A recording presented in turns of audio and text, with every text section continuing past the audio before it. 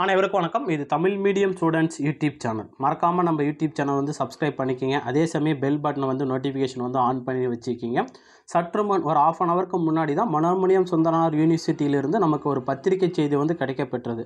So இந்த பத்திரிகை செய்தி பொறுத்த வரைக்கும் 6/6/2024 ஜஸ்ட் ஒரு ½ அன் ஹவருக்கு முன்னாடி தான் நம்ம சொல்லியிருக்கிறாங்க. என்னன்னு சொல்லியிருக்கிறாங்கன்னு கேட்டிங்கன்னா, நாளைக்கு கண்டக்ட் பண்ணக்கூடிய எக்ஸாம் 7th டேட்டு 8ஆம் தேதி டிஎன் செட் எக்ஸாம் வந்து பார்த்திங்கன்னா தற்காலிகமாக உங்களுக்கு தள்ளி வைக்கப்படுகிறது. ரீசன் வந்து பார்த்திங்கன்னா technical reason. So technical reason வந்து எதனால் வந்திருக்கும் அப்படின்னு சொல்லி நான் கண்டிப்பாக எக்ஸ்பிளைன் பண்ணுறேன் இந்த வீடியோவில். கண்டினியூஸாக வந்து பாருங்கள். ஸோ மறுபடியும் வந்து பார்த்திங்கன்னா உங்களுக்கு ரிவைஸ்டு டேட் எக்ஸாம் டேட் வந்து மறுபடியும் நாங்கள் சொல்லுவோம்னு சொல்லி ஜஸ்ட் ஒரு ½ அன் ஹவருக்கு முன்னாடி தான் நமக்கு இந்த பத்திரிகை செய்தி வந்து கிடைக்கப்பெற்றது. ஸோ நல்லா ஞாபகம் வச்சுக்கிங்க. இந்த டெக்னிக்கல் ரீசன் வந்து சால்வ் பண்ணுறதுக்கு மேபி வந்து அவங்க 3 டேஸ்லேருந்து 1 வீக்குக்குள்ளே டைம் வந்து எடுத்துக்கலாம்.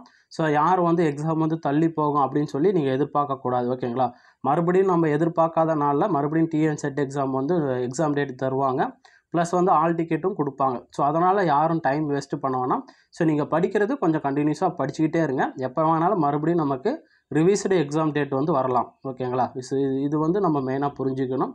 ரெண்டாவது, இந்த டெக்னிக்கல் ரீசன் வந்து எதனால் வந்திருக்கும் அப்படின்னு கேட்டிங்கன்னா, யூஜிசி நெட்டு பொறுத்த வரைக்கும் உங்களுக்கு இருக்கக்கூடிய அத்தனை சப்ஜெக்ட்டும் வந்து பார்த்திங்கன்னா மேக்ஸிமம் வந்து 1.5 வீக்ஸ் இல்லைன்னா 2 வீக்ஸ் வந்து எக்ஸாம் வந்து கண்டக்ட் பண்ணுவாங்க. ஓகேங்களா?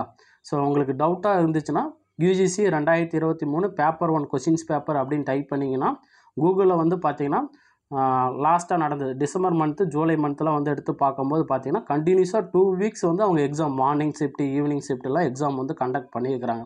ஸோ இருக்கக்கூடிய அத்தனை சப்ஜெக்ட்டுக்கும் எக்ஸாம் வந்து மினிமம் ஒன் வீக்குனாச்சும் நம்ம டைம் எடுத்து எக்ஸாம் வந்து கண்டக்ட் பண்ணியிருக்கணும் ஒன்று.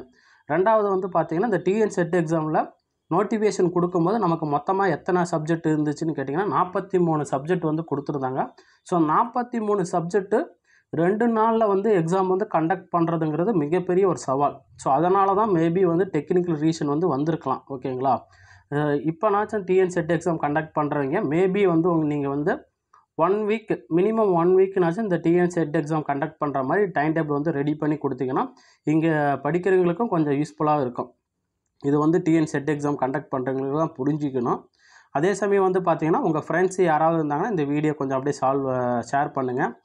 நாளைக்கு கண்டக்ட் பண்ணக்கூடிய எக்ஸாமும் 8ஆம் தேதி கண்டக்ட் பண்ணக்கூடிய எக்ஸாமும் தற்காலிகமாக நிறுத்தி வைக்கப்படுகிறது. ஸோ 43 சப்ஜெக்ட்டு 2 நாளில் கண்டக்ட் பண்ணுறதுனால தான் இந்த டெக்னிக்கல் ரீசன்ஸ் வந்து வந்திருக்கலாம்.